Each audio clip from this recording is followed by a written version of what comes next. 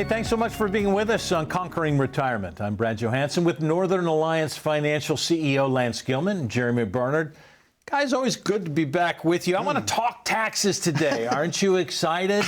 Nobody really loves to talk taxes, but this may excite you because, look, we're sitting in the third best tax bracket that we've seen in U.S. history, but time is a-wasting. So I think you guys want to talk about something that may impact so many people in retirement that could be an advantage. When we know the rules and we can play by the rules, maybe the rules can be advantageous to us. Let's talk a little Roth IRA, Jeremy. If we go into it, there are a lot of people probably who have not heard of it, believe it or not, but this is probably one of the times they need to know what it is. Tell me about a Roth. Yeah, I couldn't agree more. And I actually think talking about taxes can be exciting. Can be fun. I know you do. Part of it is all we need to do is reframe that discussion a little bit and say, let's talk about saving money. Let's talk about keeping more money in your pocket. Yeah, versus giving it to the government. Yeah, that's what a tax conversation is. Yeah. We want to be efficient as all get out with taxes. We have no American responsibility to overpay in taxes by any means. So paying attention to the tools that are available to us to make sure that we pay as little taxes as possible is something that we focus on. And Roth conversions are just such a beautiful tool for so many people. It's important, I think, first really understand the difference. What is a Roth IRA versus these other IRAs, 401ks? Those other accounts are forever tax accounts. Right. And the more money you take out, the more you're going to pay in taxes. A Roth IRA, it's just all yours, baby. It's when you look at your Roth IRA statement, that is 100% yours. You don't ever have to worry about the government telling you what to do. Take this money, pay this much in taxes. It's just such a beautiful freedom knowing that taxes are done and over with. Okay, sounds perfect. We don't not get to pay taxes on this, Lance. How do we get into a Roth situation where we pay less tax, but we do it now? Give me an understanding. So when the Tax Cuts and Jobs Act was passed and legislated in 2016, it decreased 5 of the 7 marginal tax brackets to the lowest levels we've seen in decades, right? So right now, the taxes are as low as we've ever seen them. When we talk about Roth conversions, it means you're going to take some money out of this big pre-tax bucket that you have, okay, and you're going to convert it to a Roth, which is never then taxed again, even on the gains, forever. Tax never, once it's in that bucket. But when you do that, when you make that conversion, you have to pay taxes on the conversion. Well, you've got to pay taxes anyway, Brad. Right. We're going to pay taxes one way or another, right? So you're going to either do it now when the taxes are the lowest that they've been in decades, or you're going to do it in the future. As an unknown, we don't know what taxes are going to be in the future. But sometimes we have seminars, and I'll canvass the room, and I'll say, if you were to wager to bet, would you say taxes in the future are going to be higher or lower? You get anybody to raise their hand on the lower? No. Never. Never. So most people say taxes are going to be higher in the future. So if we know that, and we know that taxes are going to be higher in the future, and we got to pay taxes on this pre-tax bucket in the future sometime, why not take some of that money right now and convert it into the tax never bucket, into the Roth? Now, we need to do that systematically and deliberately over time, because we wouldn't want to just take all of that money and dump it in there, because our tax liability would be in the highest levels possible. But what if we could take enough to keep you in the same marginal tax bracket you're in right now, and dump as much as we could, keeping you in that bracket, and we do that over the next few years until the Tax Cuts and Jobs Act sunsets, and now we've converted as much as we possibly could into that tax never bucket, but we did it keeping you in that marginal tax rate. This 401k conversion, a lot of people have it in 401k, and we'll simply ask, can I convert all of this? What's the process that you'll take people through with their 401ks? Well, I think first and foremost, we have to go through, we have to look at the math of the situation and really make sure, to your point, Lance, that we're not converting too much. We don't want to overpay in taxes. We want to be tax efficient Right. with Roth conversions.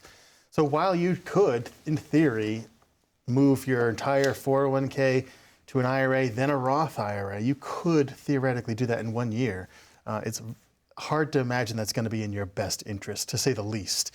So we want to look at your overall financial picture, your overall retirement goals, and then factor in Roth conversions. Normally, I start having these conversations in earnest with people once the dust has settled on their retirement. There's lots of moving parts when people start, with the first couple of years of retirement. Okay. But you get a little deeper into your retirement years.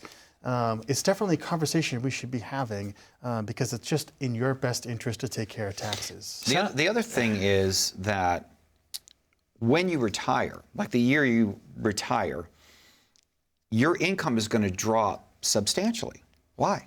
Well, for some reason, your employer has decided they're not going to keep paying you. I know. It's incredible. Odd, isn't it? You're not working. Horrible choice. Terrible of them. Well, you're not working anymore.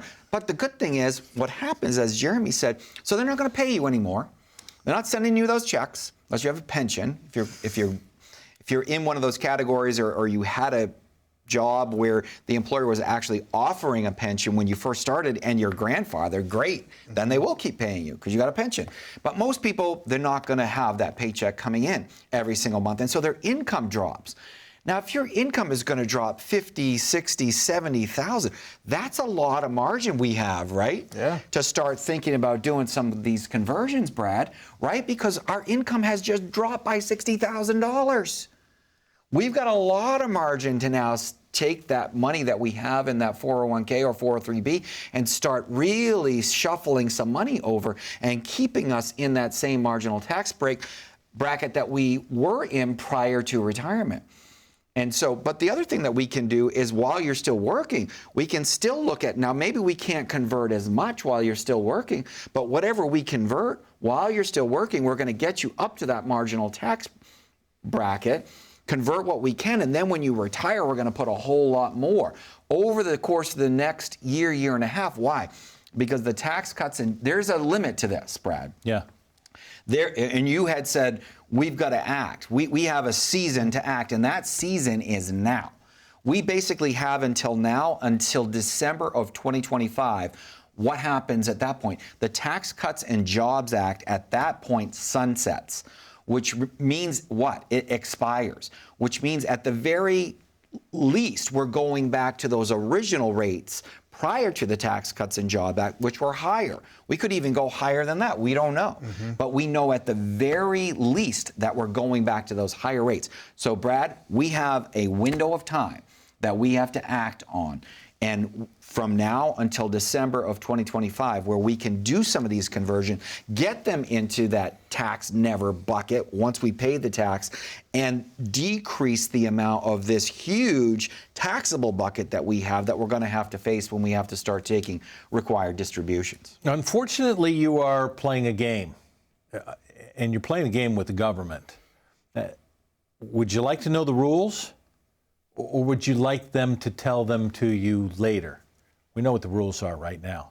And the rules are advantageous for you tax-wise. So if we're talking about Roth conversions, and maybe this is the first time that you've heard about them, maybe it's time to come in and go through your plan to understand it a little bit more. 877-241-7430. And you can come in for a complimentary plan. Let's go over something to understand the math.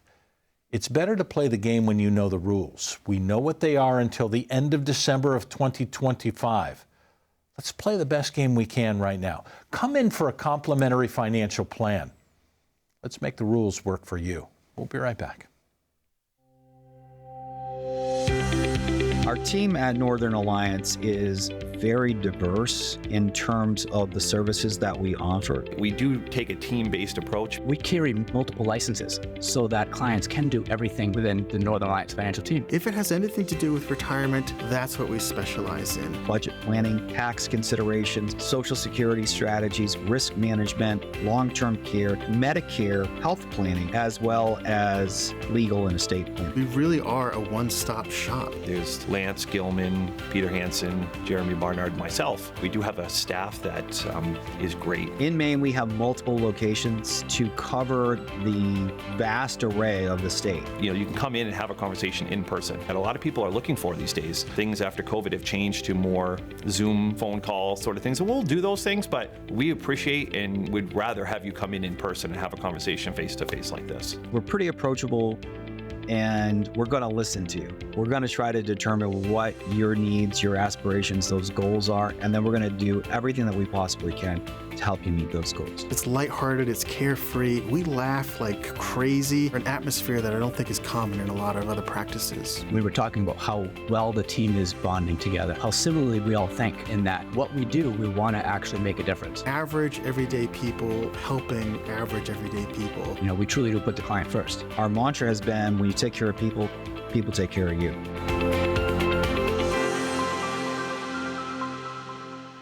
So glad you're with us on Conquering Retirement. Brad Johansson, along with Lance and Jeremy. Gentlemen, we're talking about Roth IRAs today, and we made it sound like, hey, this is the magic dust. There's really not a whole lot of things in retirement that are magic dust. There are things that are better than others.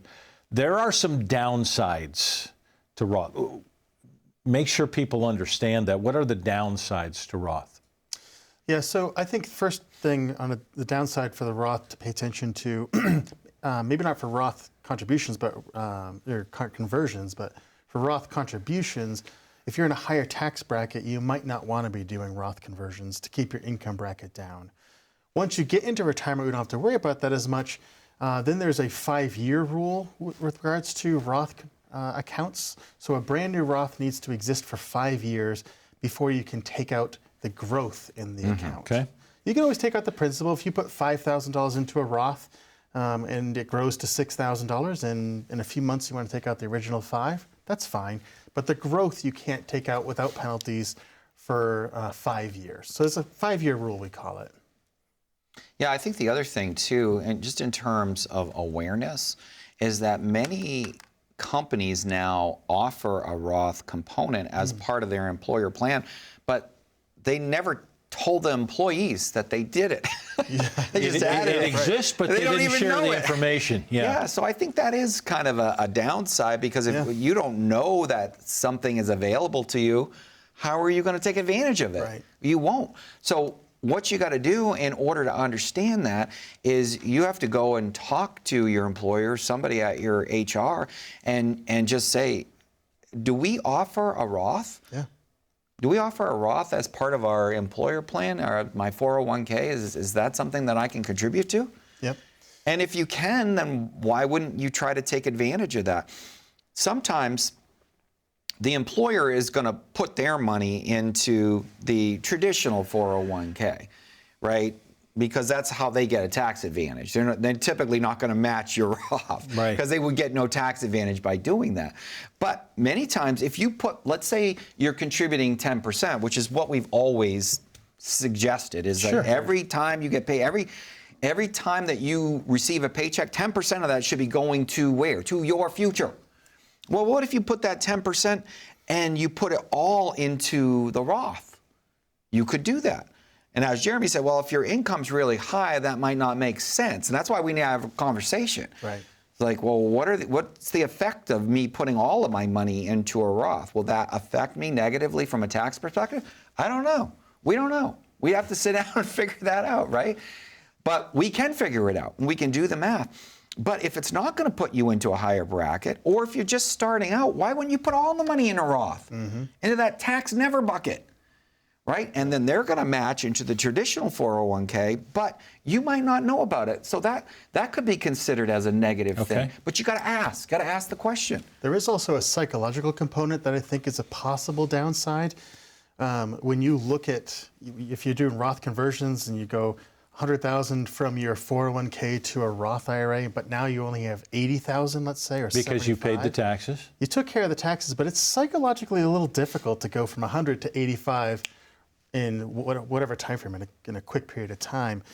What people don't realize when they look at their 401k, though, and they see that 100,000, it's not really all yours. Right. When That's you a good look point. at that Roth statement, it's going to be less. I get it, but it's all yours. The other thing, just to keep in mind, when you do a conversion, if you're going to take money from your traditional 401k and you're going to convert it, many times you can do that. You can say, okay, I'm going to take the money that I would have had to pay taxes on, and I'm going to have that come out. I'm going to have the 401k pay for those taxes. Yeah. However, how about this? How about you got a savings account over here, and it might have $25,000, $30,000, $40,000 in that savings account. Well, if you know in your mind that's your emergency savings, that you're going to replenish that, why not use that money, convert the full 100 over, Exactly. use the money in your savings to pay the taxes. Now you went from 100 taxable to 100K in your Roth, never taxed again. Yeah. Powerful. Real powerful. Great. That's psychologically strong. Yes, indeed. Let's talk a little bit about legacy, because some of these things move on. Some parents have taken into Roth IRAs and haven't really even shared that it's going to be a legacy plan. What happens if I get an inherited Roth? What happens there? Am I still free from taxes? Yes, you are, which is an amazing component to Roths. It's one of the things, among many things, that make Roths so attractive. And I talk to people who are planning on leaving inheritances. I encourage them to leave it in a Roth IRA. I feel like it's a gift on top of a gift. If you don't ever have to worry about taxes and it's all yours, your kids or whoever inherits it, they can actually continue that Roth IRA, that inherited Roth IRA, for 10 more years. They can get tax-free growth in this vehicle for 10 more years beyond your passing. It's a gift for the next 10 years in a very concrete way. Yeah, and so the other thing that's really interesting about that component is the Roth actually becomes a legacy estate planning tool. Yeah. Because remember, if you've got money in your traditional IRA or 401k, that's pre-tax, right? And so prior to the passage of the Secure Act, you could gift that to a non-spouse, and they would be able to take that over the course of their projected lifespan. But after the passage of the Secure Act, everything changed. Yep. Congress said, we don't like this idea, because if my daughter inherits my 401k, well, she's 20, so she's got a long span before she only has to take a little bit out every single year for the rest of her life. It stretches those compounding gains for that person over the course of their lifespan. Congress said, no, I don't like that idea. We need to get our hands on that sooner. You got 10 years. So now, if my daughter inherits that traditional 401k or IRA, she's got 10 years. You got to take all that money out, and guess what? All of it is taxed in 10 years. But if now she gets that money and it's in the Roth IRA, well, she still has to take the money out in 10 years, but there's no tax, Brad. Right. Powerful, powerful. Now, another thing that I've seen is we have a lot of clients that come in and they've done their best to raise their kids, and now they're actually in the golden years where they have grandchildren. Sure. They did their best that they could. They provided their kids an education, they took care of them, and their kids are okay. But who are they mostly concerned about? Oh. The grandkids. So what I've seen a lot of them do is take a certain slice of their money, and they're not naming their kids as the beneficiaries of those Roths. They're taking that and they're establishing a Roth, and they're naming the grandchildren. Right. Imagine now you're a grandchild finishing school or whatever, just starting life, and now you've got something from your grandparents that is a tax-free gift for life. All right. There are some those, and I want to kind of go on the other side of the fence. There are some who don't have kids that they want to leave it to. They don't have grandkids that they want to leave it to, but they have very charitable minds. Is it logical to say that Roth is not for everybody? Because in the sense that people want to save money for charity and don't want to pay taxes on it, doesn't it make sense to keep it out? Is that a logical thought? Yeah, it definitely is. I mean, if you're planning on giving money to charities, that is a reason to not do a Roth IRA or Roth conversion, because it's less money going to that charity. But I think beyond that, though, still, a Roth conversion in retirement isn't appropriate for everybody, or it doesn't necessarily serve them terribly well. It is a mathematical question. Is a Roth a good idea for you? Let's run the numbers and figure it all out. How does it play into your overall plan? With Social Security and Medicare going to get affected? We got to think about a lot of different details. Beyond being charitably minded, it's just not right for everyone. No, and I think the other piece that a lot of people don't realize, and it's very important to understand, that if you happen to be one of those people that are very concerned about giving and you want to give back and you've amassed a certain amount and you've saved really well and you want to give to these certain charitable companies or nonprofits, there is a vehicle out there called a qualified charitable distribution where, let's go back to the RMD. So you have to take a certain amount out for your RMD. Let's say it's $10,000, $20,000. Well, what if you did this? You did a qualified charitable distribution. So instead of taking that money and being taxed on it and then giving to charities, if you know you're going to give the money to the charity anyway, why not do this? Why not set up a qualified charitable distribution from your IRA, from your qualified money? Watch how this happens. Very, very powerful tool, Brad, for the person that you were just talking about. They can actually take money from that qualified pre-tax chassis, and instead of distributing it to themselves and getting taxed at 22, 24, 32%, no. They can do a qualified distribution directly to the charity.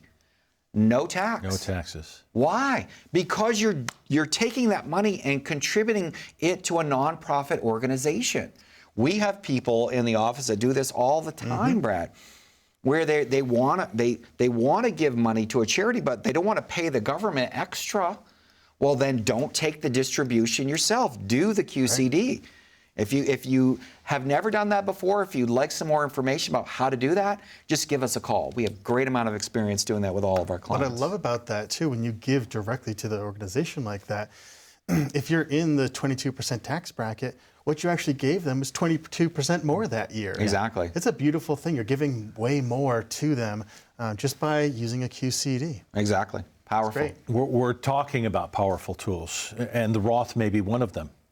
And a qualified distribution to a charity may be another. There may be other things that you hadn't even heard about that we can do for you. Say it all the time. Math wins. Let's come in and try and figure out the math. What do you want your money to do? You're in charge. Let's help you do what you want it to do. 877-241-7430. Let's put together a plan. Come on into the office. The plan is complimentary. Let's figure it out so you can conquer your retirement. We'll be right back.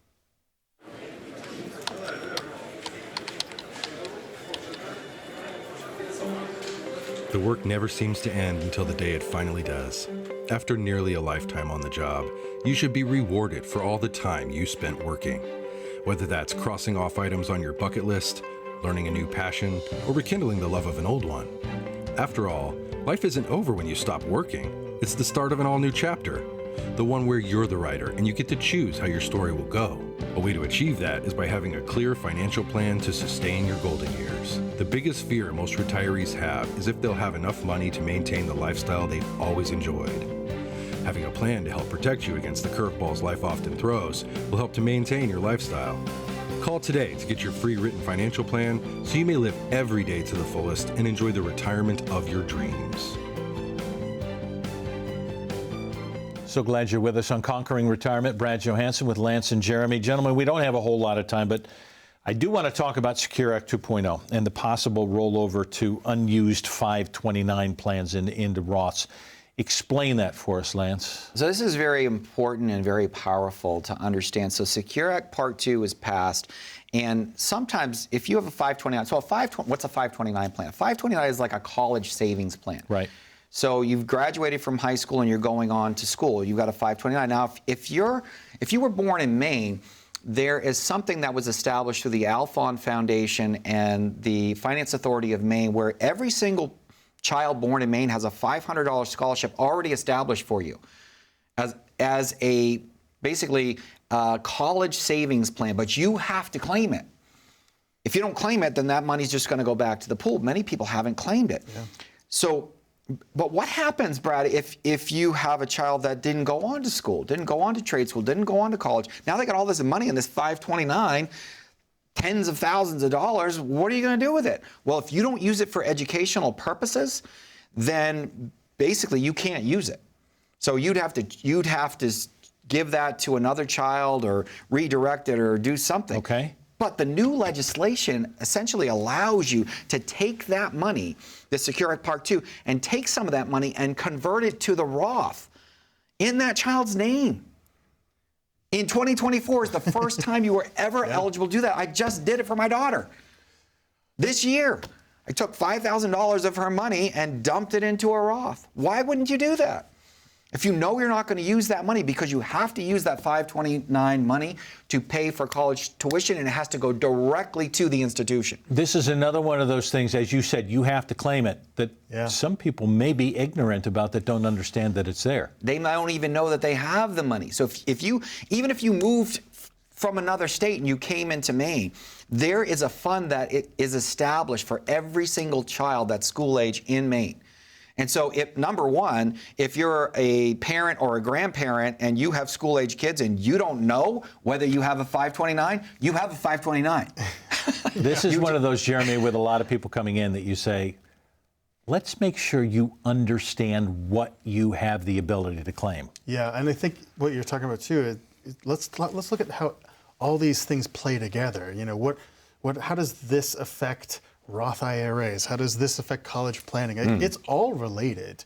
Talking about one topic, we got to talk about 5 or 6 or 7 other topics. If we want to get the most out of all of them anyway. Looking at something in isolation is rarely a good idea. Rarely serves you well. No. I mean, basically, so when you come in, we're going to look at everything. You come into the office, the first thing we're going to do is just ask you what your goals are. What does a successful retirement look for you? And then we're going to look at all of these aspects of retirement planning to get you into a position where you're going to be able to transition from your work life into retirement. And what does that success look to you? We're going to do everything in our power to get you there. Come in for a complimentary plan. We're looking forward to seeing you. Call the number on your screen. Thanks for being with us. We'll see you next time.